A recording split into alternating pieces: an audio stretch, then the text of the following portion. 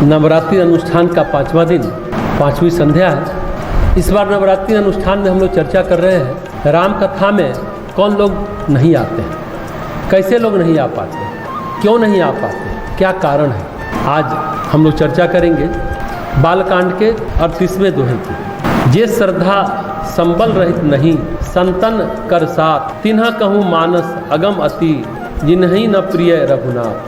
जिसके पास श्रद्धा रूपी राह खर्च नहीं है, संतों का साथ नहीं है और जिनको श्री रघुनाथ जी प्रिय नहीं है, उनके लिए यह मानस अत्यंत ही अगम है। अर्थात श्रद्धा, सत्संग और भगवत प्रेम के बिना कोई इसको पा नहीं सकता। मानसरोवर उनके लिए दुर्गम है जिनके पास श्रद्धा का संबल नहीं है और संतों का संग नहीं है, साथ नहीं है। उनके लिए मानस अति अगम है।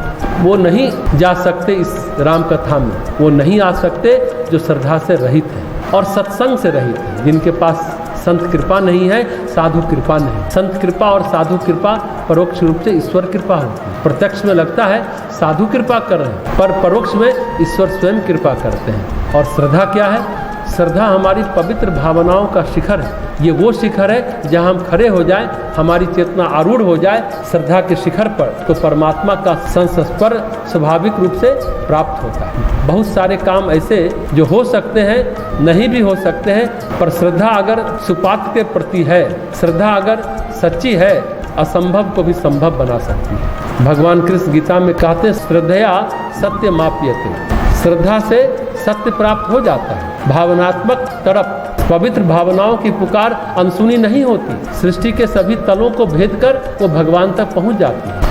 कोई ऐसा तल नहीं है, कोई ऐसा दुर्गम स्थल नहीं है जहां कोई श्रद्धा से पुकारे और भगवान की कृपा वहां न पहुंच सके। इस राम कथा के लिए, इस मानसरोवर तक जाने के लिए जो पूंजी चाहिए वो श्रद्धा की पूंजी चाहिए। हम नहीं जानते भगवान कहाँ है, सत्य कहाँ है, हमें कुछ नहीं मालूम। बस एक चीज़ जानते हैं, हम पुकार तो सकते हैं। एक आदमी ने रामकृष्ण परमहंस से कहा, हमें कैसे मालूम कि भगवान है भी या नहीं?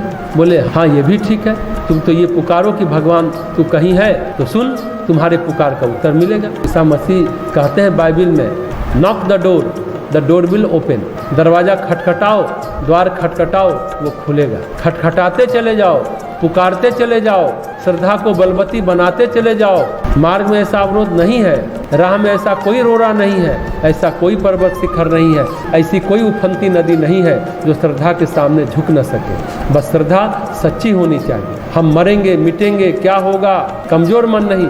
श्रद्धा वो है जो हमारे संपूर्ण अस्तित्व को, संपूर्ण व्यक्तित्व को एकाकार कर देती है। वैसी श्रद्धा है तो हमारी कोमल भावनाएं। लेकिन श्रद्धा संसार के हर विघ्न को पार करने के लिए यूं समझिए दधीची की अस्थियों से बना महावज्र है। इसके प्रहार से ऐसा कुछ भी नहीं जो टूट न सके। कोमल श्रद्धा से कठोरतम पर्वत टूट सकते हैं। क्या बात है, कोमल श्रद्धा से कठोरतम पर्वत टूट सकते हैं।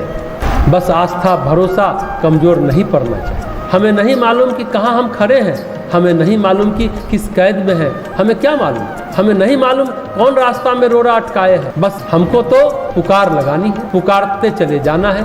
थकना नहीं चाहिए पुकारने में, घबराना नहीं चाहिए पुकारने में। सब बेईमान हो सकते हैं, सबके दिल में खोट हो सकता है, हर आदमी खराब हो सकता है, पर प्रकृति कभी खराब नहीं होती, प्रकृति कभी धोखा नहीं देती।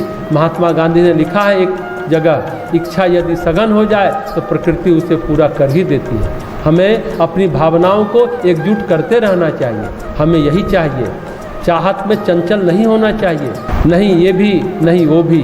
25 की लिस्ट और भी हमारे पास, ये नहीं होना चाहिए। लिस्ट छोटी रखनी चाहिए, लिस्ट में एक ही नाम रखना चाहिए और वो है परमात्मा की पुकार। हम तो लंबी लिस्ट रखते हैं, मनोकामना की पूरी फहरिस्त रखते हैं। श्रद्धा वो नहीं है जो हमारी मन की कामना पूरी करती है। श्रद्धा वो है जो मन से कामना को मिटा देती है।